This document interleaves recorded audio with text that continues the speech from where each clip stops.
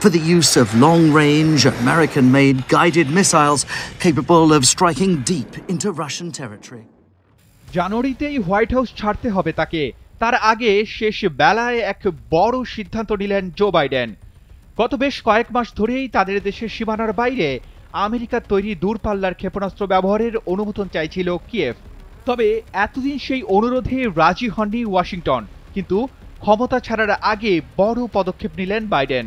গত মাসেই ইউক্রেনের প্রেসিডেন্ট জেলেনস্কি জানিয়েছিলেন প্রথমবারের মতো রাশিয়ার মাটিতে মার্কিন যুক্তরাষ্ট্রের দেওয়া দূরপাল্লার ক্ষেপণাস্ত্র ছুড়েছে কিয়েভ। রোববার সেই দাবিকেই স্বীকৃতি দিল আমেরিকা। যুক্তরাষ্ট্রের দেওয়া দূরপাল্লার ক্ষেপণাস্ত্র দিয়ে রাশিয়ার ভূখণ্ডে হামলা চালানোর অনুমতি দিয়েছেন বিদায়ী প্রেসিডেন্ট জো বাইডেন প্রশাসন। রোববার বিদায়ী প্রেসিডেন্ট জো বাইডেনের এমন সিদ্ধান্ত প্রকাশিত হওয়ার পর ইউক্রেন রাশিয়ার সংঘাত নিয়ে ওয়াশিংটনের নীতিতে বড় ধরনের পরিবর্তন এলো বলে বিবিসির প্রতিবেদনে জানানো হয়েছে। এদিকে বাইডেনের এমন সিদ্ধান্তের কড়া প্রতিক্রিয়া জানিয়েছে রাশিয়া।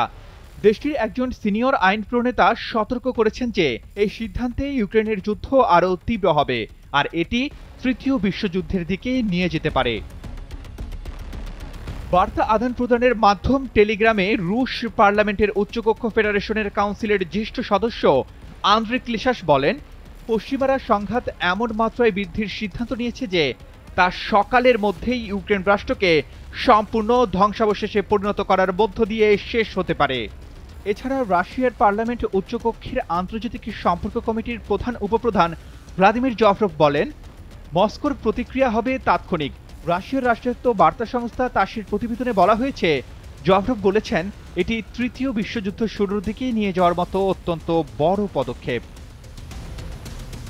এর আগে গত সেপ্টেম্বরে রুশ প্রেসিডেন্ট ভ্লাদিমির পুতিন সতর্ক করেছিলেন যে এমন পদক্ষেপ মানে ন্যাটো মিত্রজোট সরাসরি ইউক্রেন যুদ্ধে অংশ নিল। পুতিন বলেছিলেন, নতুন হুমকির ভিত্তিতে রাশিয়া উপযুক্ত সিদ্ধান্ত নিতে বাধ্য হতে পারে।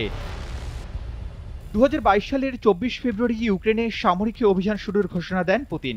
এরপর থেকে আজ পর্যন্ত টানা 997 দিনের মতো চলছে দেশ দুইটির সংঘাত।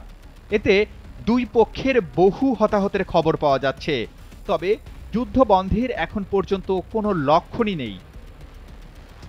Arman Ali, Daily Sun.